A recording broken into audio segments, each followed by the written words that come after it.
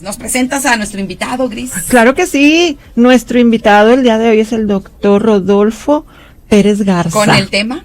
Este tema tan interesante, nuevas alternativas terapéuticas en TCA y trastornos afectivos. Así es, él es psiquiatra de adultos, niños y adolescentes, coordinador de psiquiatría en Comenzar de Nuevo, que acaban de tener una jornada bastante interesante, una carrera familiar. Wow. Y bienvenido, doctor, ¿cómo está? Muchas gracias por la invitación, muy bien. TCA, trastorno conductual alimenticio, ¿verdad? Trastorno de la conducta alimentaria. Conducta alimentaria. Bien. Muy bien, y bueno, pues estas alternativas, ¿a qué se refiere con la neuromodulación? Bueno, pues los trastornos de la conducta alimentaria y trastornos afectivos como la depresión, el trastorno bipolar, son condiciones que afectan más de lo que creemos a la población general. Y a veces las alternativas terapéuticas no son tan efectivas para toda la población, y ahí es donde entran estas otras alternativas como la neuromodulación, que dicho de una forma muy breve es usar la tecnología a favor de la salud. ¿Cómo se hace? ¿Cuál es el procedimiento? Básicamente es emitir pulsos electromagnéticos en el cerebro desde el exterior. Eso es importante definir, que no es un proceso invasivo, no es un proceso... No es algo que se conecte físicamente a la cabeza. Técnicamente no, porque no hace contacto con la cabeza, físico. O hace un contacto muy leve con el cuero cabelludo, y a partir de ahí, de una bobina, va a producir pulsos electromagnéticos que va o estimular o inhibir ciertas áreas del cerebro que están relacionadas con tanto con síntomas depresivos, con la obsesividad, el disgusto corporal, la incomodidad o la ansiedad que producen los alimentos en las personas con trastornos de la alimentación. ¿Con qué se contraponen estos? ¿Qué son, como electrodos? Pues más bien, imagínate como un cargador de celular inalámbrico, que tiene que hacer un contacto ligero con el aparato, y va a producir estos pulsos electromagnéticos que va a atravesar el cuero cabelludo, el cráneo, la piel, y va a llegar a las áreas superficiales del cerebro, que es donde va a tener efecto esta terapia. Y no se contrapone con ningún... No, pues imagino un diagnóstico previo, quienes sí son, o toda aptos, la población, o todos son diagnosticados con este trastorno son candidatos a recibir esta neuromodulación. Es una intervención con múltiples aplicaciones, es decir, hay inclusive más allá de la psiquiatría, hay algunas opciones terapéuticas, como por ejemplo dejar de fumar o tratar ciertas adicciones, pero pues sí, definitivamente tienen que tener una evaluación previa, determinar que son candidatos, que cumplan con los criterios para poder utilizarse esta opción terapéutica. ¿Cuáles son los trastornos de conducta alimentaria más mencionados o más presentes estadísticamente aquí en Nuevo León, doctor? Los más prevalentes es la anorexia, la bulimia nerviosa, y otros menos conocidos pero con igual trascendencia es el trastorno por atracón, el trastorno evitativo restrictivo de la ingesta alimentaria, y pues el que en realidad pues poco se habla pero es el más frecuente, que es el trastorno de alimentación especificado, es decir, cuando no cumple criterios de alguno en específico, pero es una como combinación que de muchos fluctúa, otros. Exactamente. Fluctúa entre todos, se puede decir, como un híbrido de todo. Así es. Híjole. Pues es que, ¿y cómo se identifica? ¿Cómo saber que alguien tiene ese trastorno? Muy buena pregunta. Primero que nada, pues tenemos que pensar en un trastorno de la alimentación como una preocupación constante por la imagen corporal, claro. Que está muy preocupada por cómo se ve, pero esto, más allá de una preocupación que pudiera tener cualquier persona de la población general, es algo que lleva más allá y termina afectando su funcionalidad general, es decir, pueden dejar de socializar, pueden poner esta preocupación por estar delgados o estar delgadas por encima de su salud. O sea, es inequívoco que presenta ansiedad. Exactamente. La ansiedad es un detonante, o sea, se puede llegar a manifestar pues en periodos largos sobre la cuestión corporal. Por lo general, la imagen. Por lo general lo consideramos trastornos crónicos que pueden empezar en etapas muy tempranas. En Comenzar de Nuevo recibimos pacientes a veces desde los 10 años y hemos tratado pacientes de hasta de 75 años con un trastorno crónico que desgraciadamente han arrastrado durante toda su vida. O sea, la causa de estos trastornos, ¿cómo científicamente se puede llegar a una respuesta o es multifactorial? Exacto, son trastornos o afecciones multifactoriales, que hoy en día se considera o se conoce un trasfondo genético importante, es decir, ya hay una predisposición genética. ¿En serio? para que ciertas personas sean más vulnerables a estos factores de riesgo, pero obviamente también afectan situaciones de la crianza, socioculturales, el entorno en el que se desarrollan, y sobre todo, es decir, la sociedad tiene un rol muy importante en el desarrollo de estas enfermedades. Sí, o sea, la sociedad como reflejo, ¿cómo? No entiendo, perdón. La sociedad es del aspecto de que un adolescente de 15 y 16 años, que es la etapa habitual donde se abren estos trastornos, agarra su celular, entra a redes sociales y ¿qué es lo que va a ver? Idealización de la imagen corporal. Claro, es decir, estereotipos de peso, de la belleza, talla, de peso. Por ejemplo, los concursos y Exacto, o sea, la niñita la reina del kinder, ¿verdad? Sí. Un ejemplo, y pues que decirle, ya ahí se marca un estereotipo. Exacto, Okay. por ejemplo. Entonces estos vienen a ser factores súper importantes. Las redes, la tecnología, me comentó que, o sea, se utiliza la tecnología, pero en cuanto a los aparatos que usan. Exactamente. Es un aparato, la verdad, más sencillo de lo que parece. O sea, no es nada que ver con estas terapias con un poco más de historia como la terapia electroconvulsiva. Sí. Es literalmente una fuente de poder conectada a una computadora que se traduce a una bobina electromagnética, que es el que va Qué interesante. a efectuar estos pulsos. ¿Y eso es lo que ayuda a este trastorno? Es una alternativa, es decir, dicho de una forma muy coloquial, No es lo único, pero es parte del tratamiento. Exacto, vamos a darle un empujoncito al cerebro para corregir estas cuestiones biológicas, sus alteraciones biológicas, para que pueda ser más receptiva tanto a psicoterapia como a psicofármacos. No es como que te inhiben para recibir la información. No, de hecho los efectos adversos son bastante tolerables, tal vez un poco de dolor de cabeza, ardor, pero en casos limitados. En realidad, cuando los pacientes se someten a esto, puede terminar la sesión sin molestia, sin alguna, y por lo general también sin síntomas posteriores. Es nuevo totalmente para mí, no lo conocía. No sabía que existía, doctor. Gran innovación. ¿Cuánto tienen implementando? ¿Cuánto tiempo? Aquí en nuestro país. Aquí en el país, en realidad no es algo tan nuevo, en realidad, pero es algo no tan difundido. Que es la exactamente, diferencia. es algo que es una alternativa terapéutica con evidencia, con acreditaciones y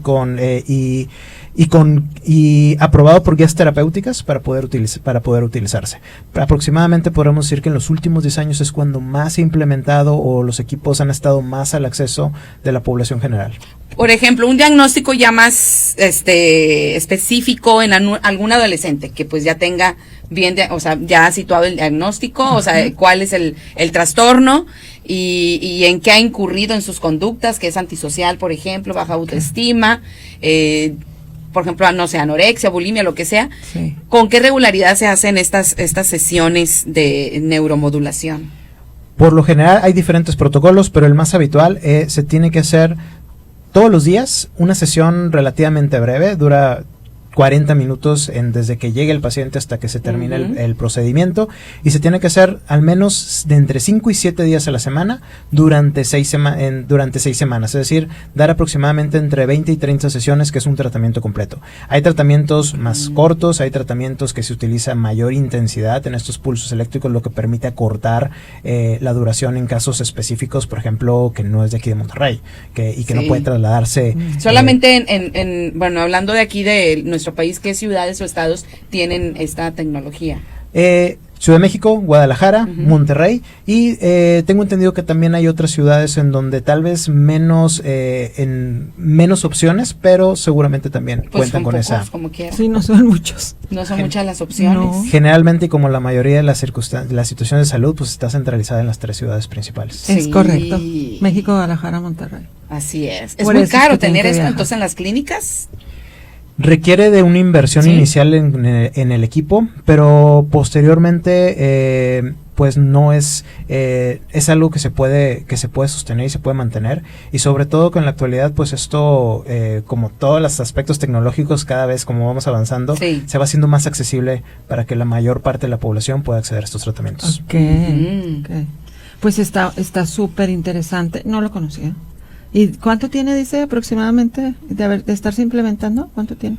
Aproximadamente, yo creo que es algo que tiene un poco más de 10 años. Okay. Aquí en Monterrey se puede decir que ya los 10 años. Sí, pero en realidad, si hablamos de esta tecnología en particular, pues estamos hablando desde hace más de 20 años.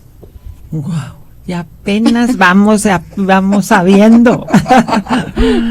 ¿Y cuál es el índice de éxito? O sea, ¿y en qué consiste? ¿En que se le da de alta sí o no funciona? Sí, exacto.